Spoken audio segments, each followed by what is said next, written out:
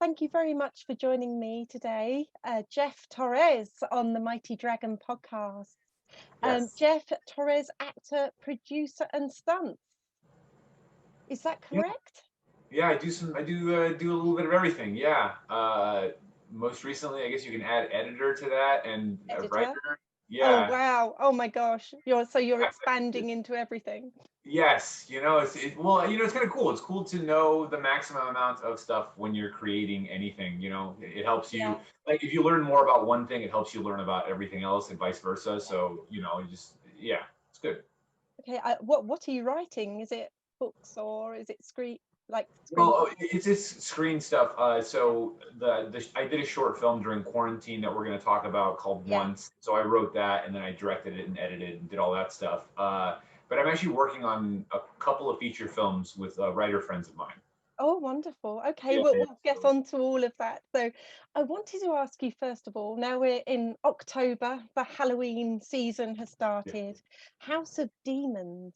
Could you tell me more about that movie and what attracted you to play your character in that movie? Yeah, so I play a character named Matthew in that House of Demons. It's like a psychological horror thriller, Yeah. and I think when I got the audition. I read they give you a couple scenes that you can read over, and I think they gave me the whole script. I can't remember if for the first audition I had the whole script, but even just reading my character's like scene, I felt connected. Yeah. And sometimes it's not always like, oh, when you're in projects a lot of times, or when you're deciding on what projects you want to do, sometimes it's like, oh, this is everything about this is fantastic, or I really want to play this character. And sometimes there's a sense of oh, I can play this character, and I think I have a strong connection here for some reason, and I need to Okay. explore that. And I think with Yeah. this one, when I read my scenes, I felt this weird connection, and I felt like an obligation to be like, I want to do this. And I knew some of the other actors and people involved, so it ended up being a really awesome experience. And Yeah. then once I read the whole script, I was like, oh, this is a really awesome, an out there horror kind of film, Yeah. like kind of genre bending, almost a little bit. It's a little out there, and I loved that about it. So that's kind of what drew me to it. And how do you prepare? Sorry, this is an extra question on top of that. How do you prepare for horror? Is it something that's quite different from how you normally prepare? It's funny because the scenes that I was doing for the audition, and I mean, and even for the script, I think, yeah, as an actor, I think that you have to have an awareness of tone. There is a different tone to everything, and I would say horror is kind of theatrical in its own way. It has like an elevated sense, like as opposed to a lot of other film. And I Yeah. think that you have to ground it, because if you're not grounded, if it's not like coming from a really honest place, then it comes off campy and cheesy. Right. And there's nothing wrong with that if that's the genre. If you're doing like campy horror or something, then that's. Yeah. But this one felt more like a drama, so we Yes. played it from the dramatic sense first, and then from there we went and then did kind of the added layer of now adding supernatural elements, but keeping it in a real place. So that was really fun. Okay, for sure. I'll definitely be reviewing it on my blog for over Halloween. So I'll send you a copy of what I've Yeah, said about it. I that's can't wait great. to watch it. As Halloween approaches, what will you be watching yourself? It's funny. I Horror movies kind of really scared the crap out of me as a kid. So I I'm gonna watch Friday the 13th again. I haven't seen that movie in Yeah. a long time. And Nightmare on Elm Street's the one that I'm actually most. I'm gonna check that out again, because I remember that movie scaring me, but then I saw it later as an adult and remember being like, this is a really good film, like Yeah. a Okay. really well made film, and Mm. I like that movie a lot. When I saw it again, I enjoyed it. I want to rewatch that. I'm more into I guess there's sci-fi like monster horror movies. Yeah. So the Thing is like one of my favorite movies. Like Yeah. that, The Thing is fantastic. The original John Carpenter with Kurt Russell. Yeah. That movie is fantastic. What's another one that I really Leviathan? you know, so they're a little weird. They're like a little like more kind of sci-fi, even Alien, and it's like that Yeah. borderline horror like sci-fi. But I love those movies. Those are like really kind of cool, like mystery. There's a lot of other elements going on, so I like them a lot. I think for me, the defining shot in Alien was when John Hurt was laying there and the thing just shot out of him. Oh my God. And really, we hadn't seen anything like that before on screen, or I hadn't. No, But no, and again, because that movie is like a drama. It's like yeah, grounded in like a real. These people are just like scientists on a thing, and then that yeah, happens, and they're suddenly like, holy crap! Like, yeah, yeah, I love that. I love the way they do that. yeah. So I've been watching those, and then there's this there's this Disney thing I used to watch as a kid. I mean, Hocus Pocus, I'll probably watch because I love that movie. But there was this thing that there was like a series of like short films, a compilation that they would do every once in a while on Disney Channel. It was like a bunch of horror. Like, they weren't horror, but they were like just like Halloween themed like things, and they would take an Ah, got extra you. from Fantasia, like Yes. Night on Bald Mountain or Oh, whatever it's called, that with the big demon thing. Oh yeah, man, I just love that. It's just incredible. yeah. So I'll probably check out some of that stuff. Wow, that's really cool. Um, you touched upon your short film once. Can you tell me how that was created? Because it came out of lockdown, didn't it? Yes, yeah. Tell me So about it.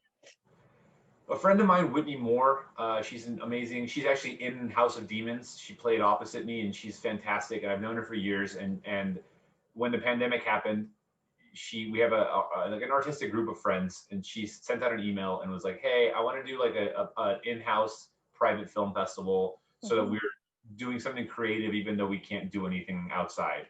Yeah. And she assigned each of us a letter of the alphabet and the letter O.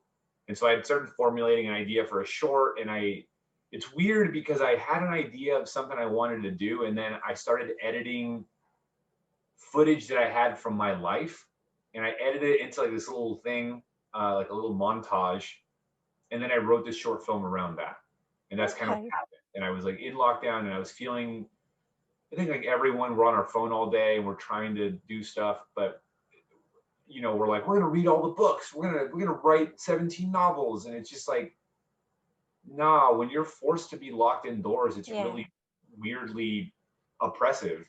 It's not playtime because there's a disease outside killing people. So you're like, this isn't fun. Mhm. So Yes. I think that affects your mind too, and your mind starts kind of closing in on itself. And yeah, I just wanted to write something about that, about like that feeling. And I think Okay. that's what I ended up doing. Yeah. Do you think like short films give you more creative license in a way with, say, than a longer piece? Yeah, I think so. And I think the reason for that is because of, I think, and not to say that you can't make a feature film for a small amount of money, but I made this for no money. This is Right. a zero budget thing that I made in my house. And I had control of every aspect for that reason. I wasn't beholden to anyone being like, it should be like this. It was like I had a very clear image in my head of what I wanted to say and how I wanted to say it. And because I had to do it by myself, I edited it, and I was writing it, and I was acting in it, and I was directing it, and I was shooting it on my camera. So it was one of those things where I had complete creative control. And that feeling, I think, is incredibly rare. Yeah. So it is a really good feeling, and there's more creativity in that sense. And I think sometimes that's good, and I think sometimes that's maybe not good, because I think it's a creative medium and it's a collaborative medium. So Right. I think that's something that we have to kind of, it was fun for what it was, and I would like to do more of that, but I definitely would like to now expand into creating with other people in the same kind of capacity. Okay. And would you say, if take us out of a lockdown pandemic situation, if you wrote once in a normal, well, whatever normal was, I can't remember, in a normal world, do Yeah. you think it would have come out the same or something completely different? Would your mind have been somewhere else? No, it's funny. I gotta just be honest. I don't think I would have made it. I don't think it would have happened. In the other timeline where this didn't happen, Yeah. I would have just thought about it forever and then never really made it. And there's Right. something, and not to say, I mean, guys, it's weird to have a silver lining in such a weird, terrible time right now. Yes. But that was something that I think it's like a pressure cooker, you know, like that pressure of feeling not having another artistic outlet is a thing. Because I was involved in a lot of theater companies, I was involved in a lot of reading groups for different writing groups and stuff like that, and you know, I was auditioning all the time and I was filming things, and you know, so I think not having all of those outlets, I had to put it somewhere, and I ended up Yes. putting it in the short. So I think even if I had made it outside, I don't think it would have had the same level of depth. Right. I think, you know, so yeah. Okay, thank you for answering that. When I read that you'd written it in lockdown, I just would like to see at the end of the year all of the projects that people have done in lockdown and just see how dark they are, or are they Yeah, looking for something light and comedy? You know, it's just yeah, be really interesting, I think, at the end of the year. You touched on your theatre background, both acting and directing. Is this a passion of yours, theatre? Is this something that you'll always go back to do?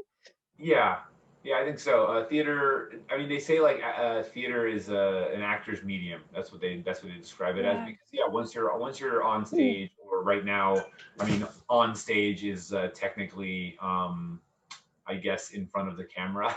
Yes. Right, that Yeah. you Yeah. whatever, yeah, on stage now, or what live means and what all these things mean is a little bit different. So once the train leaves the station, when you're doing theater, you are kind of in charge of it, you know, you take all the notes that you got and all the rehearsals and stuff, and you kind of implement it.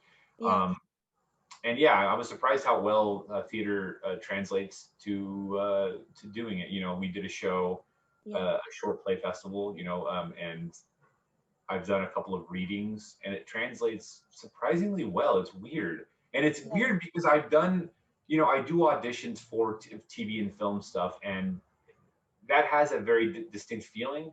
And then when I do the Zoom stuff, for whatever reason, and my brain acknowledges theater, something so I don't know what it is. I couldn't really describe what that is, but there is a different sense of it, and it made me really happy that I was like, oh, okay, we're not shrinking theater into film. We're just kind of using this medium to still have that like larger than life feeling somehow. I don't know. It's interesting. Just a different connection to the audience, I guess. Yeah, yeah, Yeah. You spoke about the virtual play festival. Hopefully, I got this right, about the Company of Angels. Could you yeah, tell us about that, please? yeah. So Company of Angels is a company that I'm involved with. They're the longest running not-for-profit theater in Los Angeles. They've been around since forever. I think Leonard Nimoy was one of the founding members of Oh, the. wonderful. Yeah, yeah. I know he was a part of it at some point. Like it's got a really rich history, and it's got a new location, but we're not using the actual physical space right now. It's all, Yes. it's all online, and they're just like a really great, diverse group of humans telling all kinds of diverse stories. So this thing kind of came from, you know, the George Floyd tragedy, and then all the protests that Yes. ensued. And because of that, we were like, we have to do something, and we wanted to create art in response to that.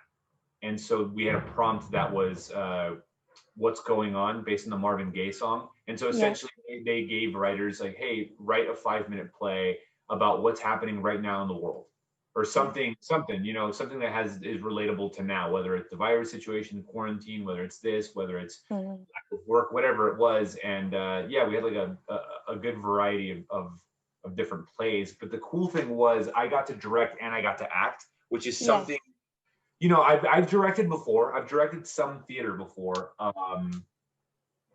and it was really interesting again to direct via this medium. I couldn't, you know, because you're doing this, you know, you really are still in a box, Yeah. and it was interesting to see how my actors adapted to that, and I had a really good time doing that. It was awesome. It was really cool. Fantastic. It sounds really interesting. Just going to wrap up this conversation, Ria. I just wanted to know how we get to see Once and how we get to see House of Demons. Okay, so House of Demons is actually on Amazon Prime. If you have an Great. Amazon Prime subscription, it's like Yes. free with the membership, so you can just Oh, watch it. wonderful. Yeah. Yeah, if you don't have it, I think you can still stream it anyway. I think it's Yeah. probably on iTunes and stuff like that. Yeah. Cool. But yeah, if you have Amazon, that's where you would watch it. And then once my short film, it's on my Instagram. I put it on my IGTV. So my Instagram is at I am Jeff Torres, and that's my Right. Twitter handle also. But you can see Yeah. it there, and in my profile, there's a link to the YouTube link also. So if Great. you I'll check watch that it on your out. phone, it's going to be kind of meta. But if you watch it on your screen, it'll be a little less on Okay.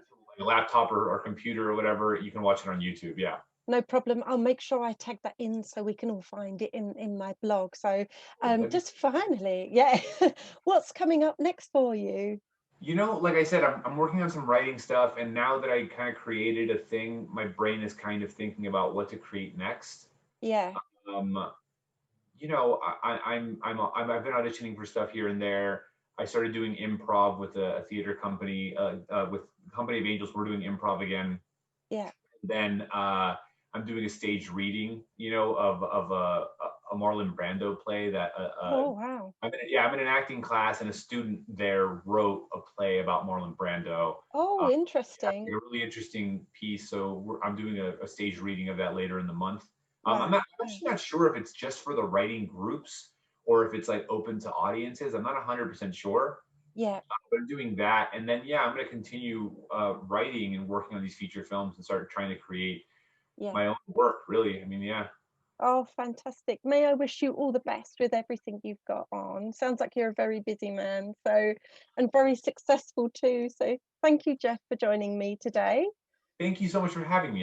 This is great. Thank you so much. I appreciate it. No problem. Well, goodbye from England and enjoy your day over in Los Angeles.